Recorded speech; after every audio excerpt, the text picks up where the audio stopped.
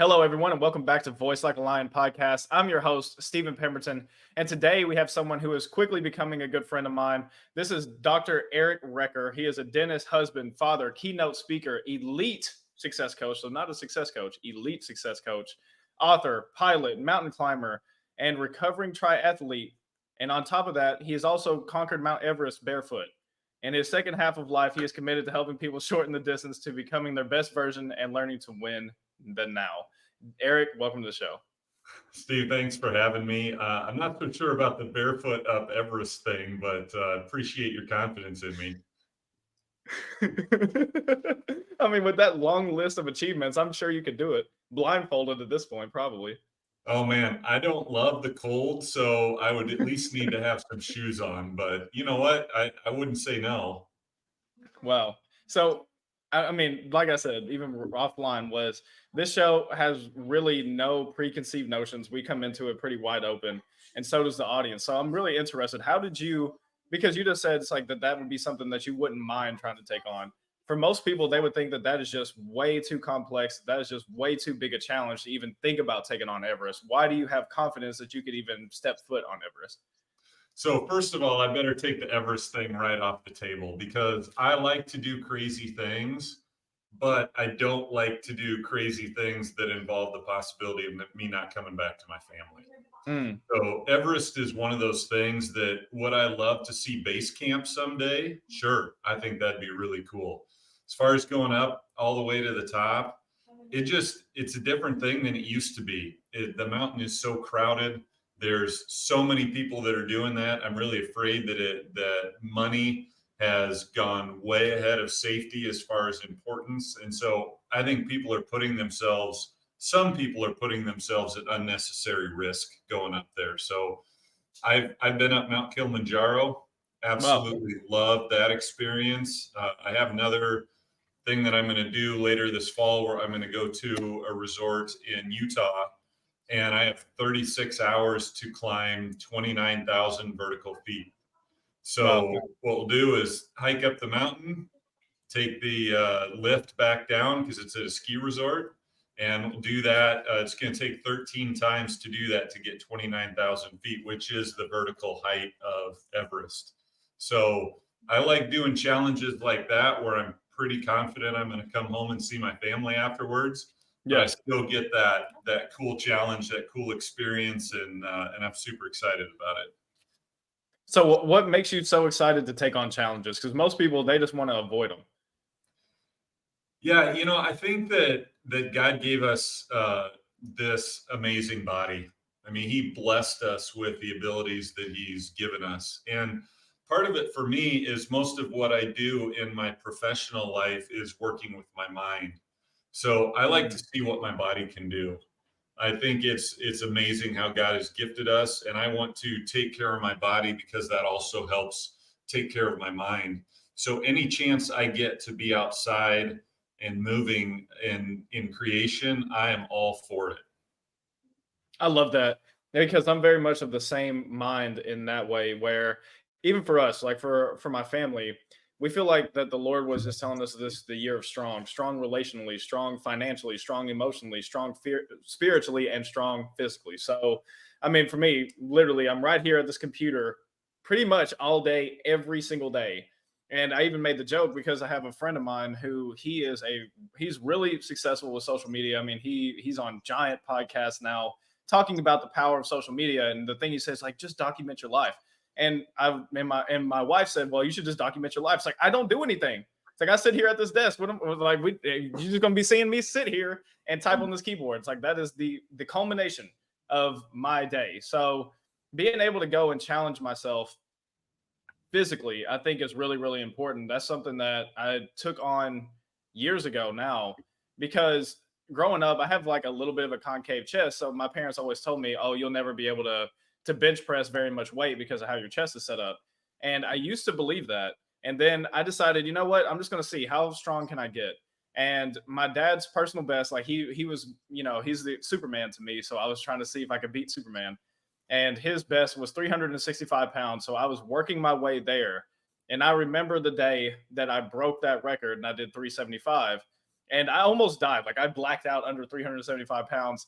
And then luckily we were able to get it done. But then the next time, the most I've ever done is 405 pounds. And that one went so much easier because what I realized, the training never changed. The training was the same. The diet was pretty much the same.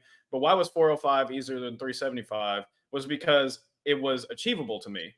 The 375 was the culmination of me breaking out of all of the things that I had heard as a kid. You won't be able to do this because of this, and I had to push past what I believed to be true, and what I believed was possible. And then when I did that, it's like, okay, 405 is possible.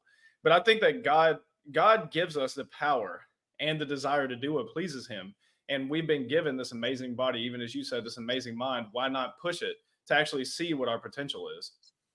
Oh man, I love that story because, and I'm super envious of that. So I'm 6'5", and I won't use this as an excuse, but typically tall people are not the best bench I'm pressers. 6'4", so I'm right there with you. Are you really, dude? Yeah. That's super impressive. So I and I was bullied a lot when I was growing up. So I had some of those what John Acuff calls broken soundtracks. I had a Yeah. lot of those in my mind, and I'm 46 years old right now. I was still in my early 40s, still operating on some of those broken soundtracks, those things I was told. I was told on the recess kickball field. Kickball was life in Iowa in the early Hmm. 80s when I was growing up. And getting a chance to play kickball on the recess field was so important. And I was told I couldn't play because I wasn't good enough. And I Mm. was told that over and over.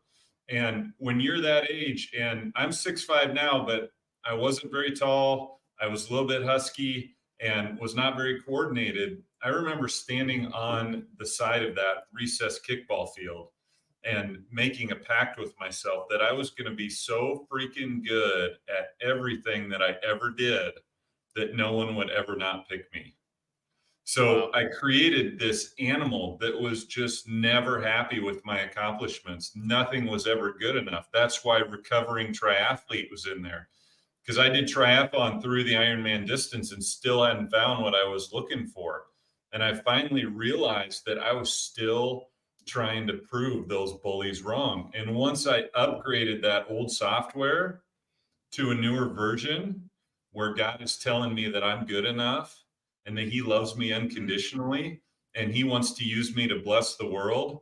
Forget that old stuff. I don't have to win for those guys. I just have to win for God. And I have to use the message that He's put inside of me to bless others. So, man, it So is good. such a different mindset. And when we break through from some of those chains, as you found out, anything's possible. That's so good because I mean, for me, what's so interesting is like I grew consistently, so I was always one of the tallest. I was a little bit husky, but I was blessed from a very young age. I was really athletic. And honestly, the way that I wish that when I was a kid, the way I wish my life would have been back then was I would just wanted to be left alone. Like I loved being alone. I loved reading books. I was the nerd. And but I was the nerd inside of of the jock's body. So my mom pushed me into sports, and then luckily I was just naturally good at those. So what was fascinating about your story is you had bullies in the school.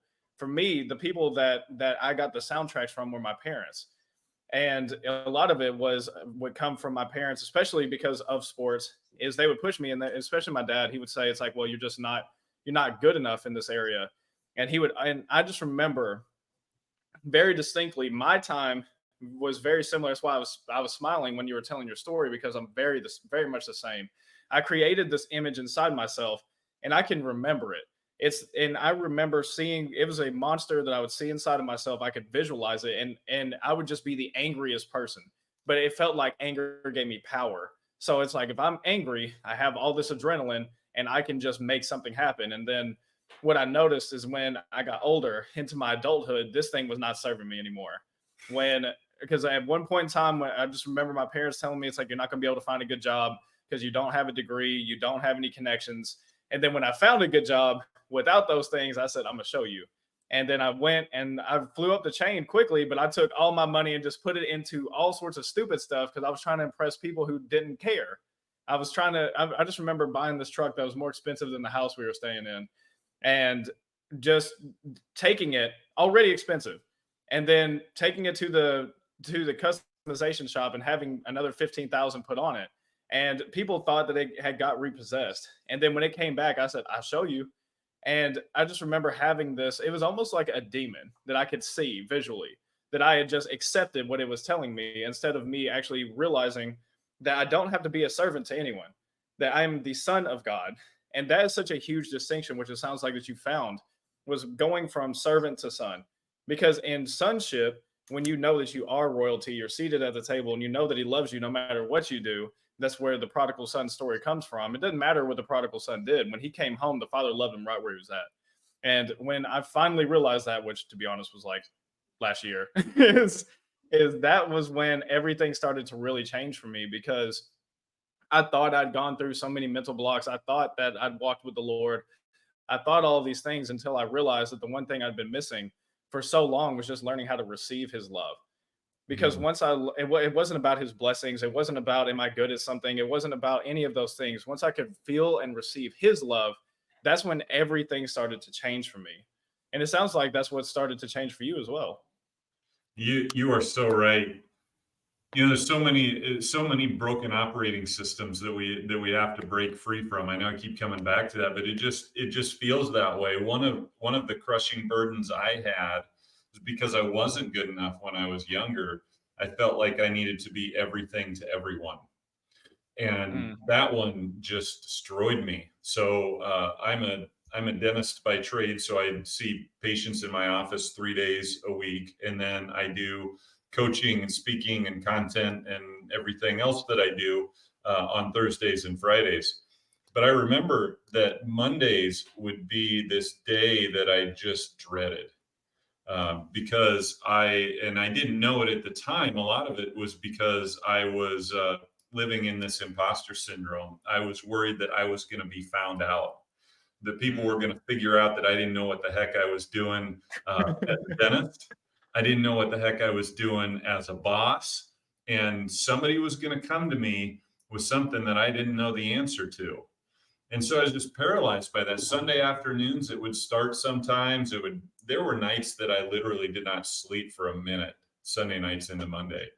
And I'd go into work just so defeated. And our office is kind of set up in a big oval that I could walk, and I'd be in there at 4:30 in the morning sometimes. So I'd just give up sleeping because it wasn't going to happen. I just remember walking that and just feeling defeated and just hitting my knees and saying, God, there's got to be a better way.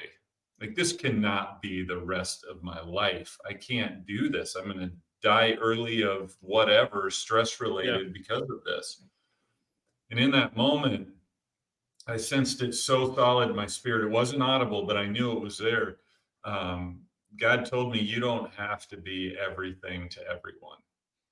You weren't Wow. designed to be everything to everyone. Because if you were, how would you need me? Mm, And if you were, how was there any dependence upon me? And so, what I realized in that moment is that God is always going to bridge the gap between where I am and where He wants me to be. Like, He is always going to be willing to stand in that gap for me. So people come to me all the time with answers that I don't have right away, but we figure it out. And if I have a team member who has a problem, they know to come to me and help, and that they're going to be part of the solution. So that anchor that was dragging behind me, and I think is dragging behind so many people, I don't carry that with me anymore. I have amen. freedom to know that God's going to help me through those situations. And worst case scenario, it might take a little bit of time, but we're going to figure it out. So it's such these lessons that God teaches us. The scary thing to me is that I think He tried to teach me that about 25 times before that day, and I missed it. So He put me back on a remedial loop. We get those, oh, here's another Yep. chance. Here's another Yep. chance. Oh, good. Finally, now I get to go on to level two because he helped me figure that one out. But that's so good that you figured it out, because there's a lot of people who they haven't figured that out yet. that I think that that was one of the biggest blessings that I got when I wasn't really close to him. I remember being over a warehouse in East Texas, and I found one of the most powerful hacks. So if you're listening to this, one of the most powerful hacks you can have, one of the most powerful statements you can say as a boss or as a leader of people is, "I don't know." Mm. And because what happens with the power of that is you become a real person to them. Because if they come to you and they say, Steven, if this rafter falls out of the ceiling and it hits the forklift and the forklift explodes, but it doesn't all the way explode, it halfway explodes and flies out the wall, and somebody gets in their big toe gets stubbed, what do we do? It's like, if all of that happened, I have no idea. I don't know where I would start with that injury report, honestly. But I just found that when I said, I don't know, but I'll get you the answer, I've found that that's been such a powerful tool that I use in leadership, and I've even used when it comes to networking. Is when somebody says, it's like, well, how exactly would you take my situation and make it better if this happened and that happened and I'm a ex astronaut and then I fell out of space and then I got hit by a Russian spy plane? It's like, I don't know, but I'll get you the answer. And I love that the Lord was able to help you work through that, because I've seen imposter syndrome.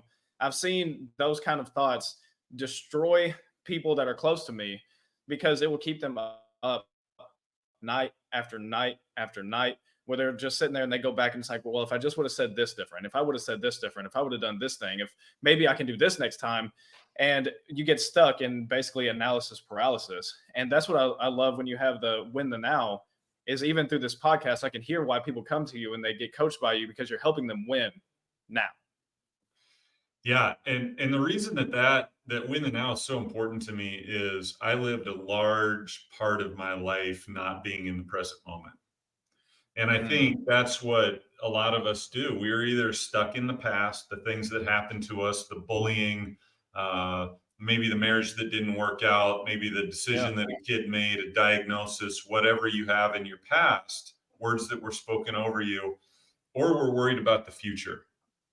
And don't get me wrong, you look out there, there's plenty of stuff to find to worry about. It's low hanging fruit. You spend time on social media. It can be a great and a terrible thing. You can find things to worry about. But when we're stuck in either of those places, we miss out on the only thing that's guaranteed. And that's the moment right in front of us right now. Well, And so we look at that moment, we look at what the different nows are in our life, the different moments are in our life, and what does a win look like? So for this time that we're doing this podcast, this is now. And what does a win look hmm, like? Well, a win looks like obviously giving glory to God, because I love that this is a format where we can talk about that. But amen. you and I working on our relationship, having a great conversation, hopefully providing value to listeners. Hopefully, there's someone who's listening right now that at the end of this is going to have a little sliver of hope that wasn't there before they started listening to it. And then after this, I have a stack of things that I have to work on the rest of the day. But if I right now while we're doing this, if I'm only thinking about my list, then I'm just basically phoning this in. I'm only going to be here halfway. And for those who are important to us, those who we're going to spend time with, whether it's at home around our dinner tables with our families, how can we engage in that moment? How can we be there? Is there something we can say to remind ourselves that we're not in the moment? I like to use the phrase, I am here, right now. And I say Well, that so many times during the day because I'm still learning how to do this. But it brings me to that moment and to know that I want to find a win for myself in that moment, but I want to find a win for my family as well in that moment. So being in the present moment has probably been one of the single biggest things that's changed in my life over the last couple of years. and that even really ties in scripturally, because Jesus said it himself. He said, "Don't worry about tomorrow, because tomorrow's not promised." And and I've heard it, and this literally just started was a revelation I got a couple days ago. Was, oh, I'll worry about that later. But then I realized we're called as Christians not to worry. That's what Jesus said. He said, "Don't worry about anything." So when I use the word worry, I'm already convincing myself that I'm gonna worry about something. It's like, so what if I change that verbiage? And the thing is, I realized I'm sitting there and I was on this walk and I was talking to the Lord. It's like, well, this is what I'm gonna do tomorrow. And then I felt it. And I felt the Holy Spirit tell me, it's like, but tomorrow's not promised. And I said, okay, so what do I need to do today? It's like, what are you leading me to today? What's right here for me now? And even, I love what you're saying. I'm right here and I'm here right now.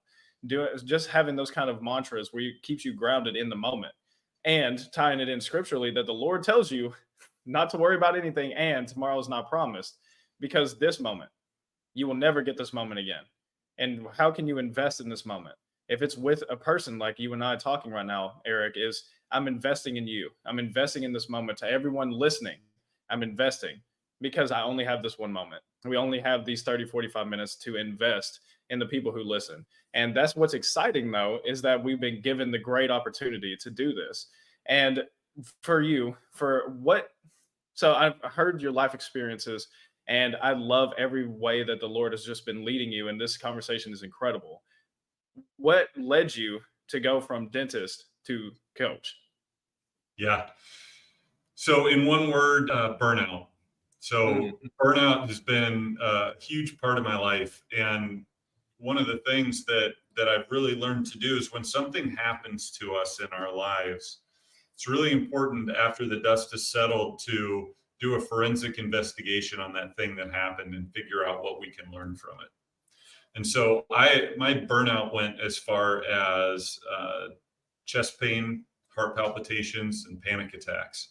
I wow. remember our server crashed in the middle of a day, and I was already 30 minutes behind, and I had 3 hygienists waiting for me, 2 phone calls I had to return, and a meeting over lunch. So there was just no buffer. And I remember just on the floor crying in my server room because I just didn't know what to do, and I felt all alone. And when I look back on this burnout, and it took me 3 pretty significant rounds of burnout with all of those symptoms in it to realize that the equation was the same every time. I was overcommitted and I wasn't taking care of myself. Both of those things had to be there for each of those. So fast forward to COVID, I was right in the thick of burnout before COVID hit, and my family and I were going to take a trip to Spain. So we were going to do a spring break. It was my oldest son's senior year in high school, so I had a lot riding on this trip because I really wanted us to have this amazing time together before we started.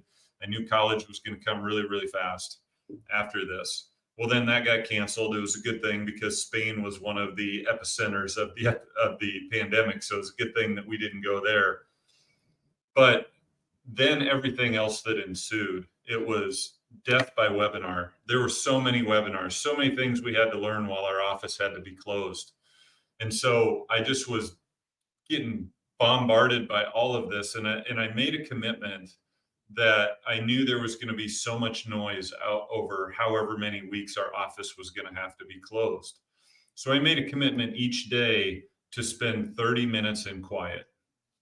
Mm, That was the most, I don't even know where that came from other than God saying, I need you to do this during this time. Because quiet was the exact opposite of my life. And I think the first day that I did it, I looked at my watch thinking I had to be getting pretty close to 30 minutes, and I was 46 seconds into that time. So I just wasn't used to it. But over time and setting timers and getting a recentering phrase to get myself back to that moment, I knew that God had a bigger message in me than just chairside dentistry. I love chairside dentistry. I love my patients. I love the relationships that I've built with them and my team over the 20 years that I've done this. But I yeah. knew there was more. I knew that because of my journey, my story with burnout, some of the things I'd gone through, that God wanted me to help other people on that journey so that they didn't have to go as far down the road as I had gone.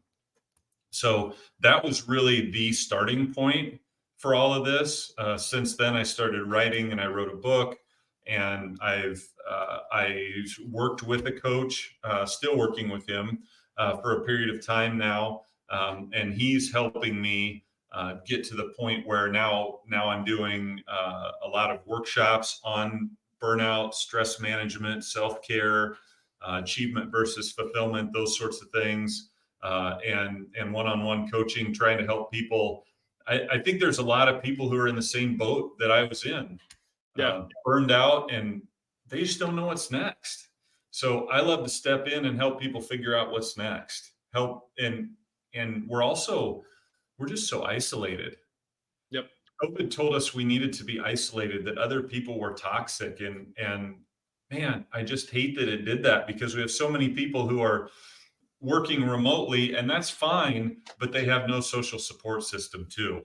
So I like to just be that person for people. When you don't have people, a coach is a great person to be that person for you. And ultimately my goal is just to help people become who God created them to be, so that they can impact the world, because that's all I'm trying to do. Well, that's beautiful. It I had another gentleman on the podcast a few days ago. His podcast actually airs today. And with him, he is an angel investor. I mean, he's made millions of dollars, helped people make hundreds of dollars. But I asked him a question and I said, what's the differentiator between really successful people and companies and people who they give up? And he said, here's the biggest difference. He said, people always say when a company goes out of business, it's because they ran out of money. He said, a company never goes out of business because they run out of money. He said, a company goes out of business when the founder quits. And so here's the thing. He said the really successful people are the people who just stay in it. He said from his experience, it's because we've heard numbers, there's all these analytics out there that say that 95% of small businesses fail. He said for him, he said 90% of small businesses fail within the first 2 years. After that, if they're still in business after 2 years, they have a radical, he said almost an 80% higher likelihood of being successful.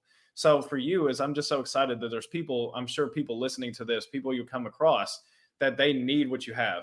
They need to learn how to win now. Because when you get stuck in strategic planning, when you get stuck in what am I supposed to do tomorrow, and you don't know how to win right now, that's when people get burned out. That's when they quit because there's just so much, right? They just have so much on them. And for someone like you who's been through it multiple times to say, hey, Stephen, look, I know you feel overwhelmed right now, and it seems like a lot. You're trying to take on Mount Everest, and you're just trying to think, how do I get up there? It's like maybe we just figure out how to take the first step. It's like, what is the first step we can take? And then now you took your first step, and let's take the next step. That's actually the piece of advice I gave my son. One day he was just having a existential crisis because we homeschool him, and he can see all the work he has to do for the entire day. And he said, I mean, he's literally breaking down, and he's just like, I don't know how, I don't know how, I don't know how. It's not, I can't do it. And I said, son, it's like you're trying to eat a chocolate cake all at once. I said, you can't do it. I said, but you just get one bite at a time. I said, so what do you need to do right now? Well, I need to do this. He's like, but then I have to do it. I said, don't worry about what you have to do next. What do you have to do right now? Well, just this. I said, okay, then just do that. And I said, when you get done with that, do the next thing that you have to do right then. And after that, he just actually internalized it. It was beautiful to watch the Lord actually work in him and him internalize it and then him do it. But I really am excited to hear how you coach people and how you help people, because I know just after talking to an investor who has talked to 3,000 founders that there is a huge need and a huge market for what you do. So for the people listening, how do they connect to be able to get coached by you? Yeah, I just want to add one thing there. Absolutely. We all have mountains in our lives, right? We all have mountains, and we stare at them, and they look really big. They look really, really big. And they're always going to look really big if we just stare at them. Mount Kilimanjaro is really big, 19,341 feet. But if I just stood there and looked at it with binoculars, it was always just going to look really big. But once I took one step onto the mountain, it looked a little bit smaller. And after a whole bunch of steps, it started to look manageable.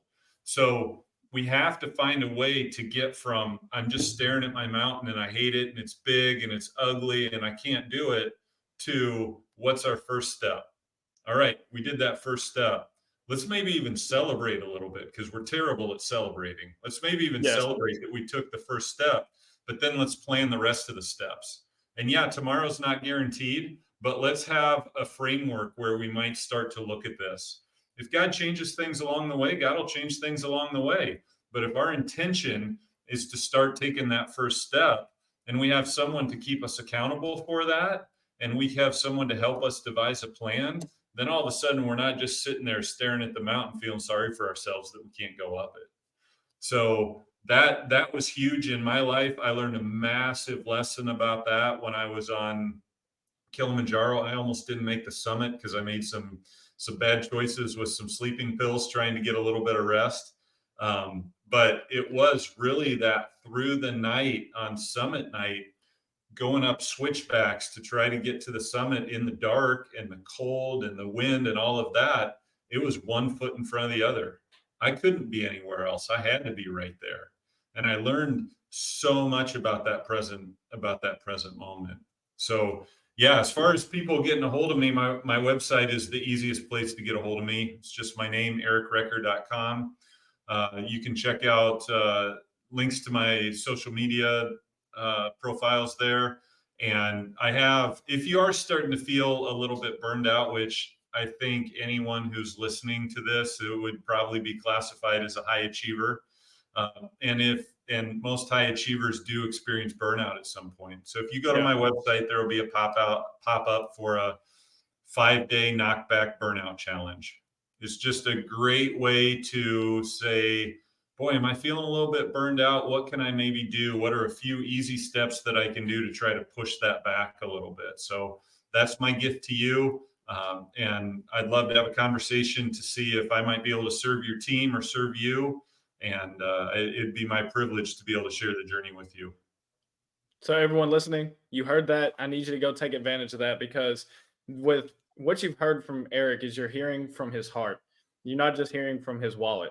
So that's what I love about having people on the show, especially like you, Eric, is you have this real, genuine, this is who I am. This is what I've been through, and this is how I help people. And so for everyone listening, if you're looking for a coach, which honestly everyone needs to have some kind of coaching, you need to go talk to Eric. Eric, thank you again for joining me on the show today. Stephen, thanks for having me. This has been great. Yeah, absolutely. Thank you again. For everyone listening, thank you for listening, and I'll see you guys in the next episode.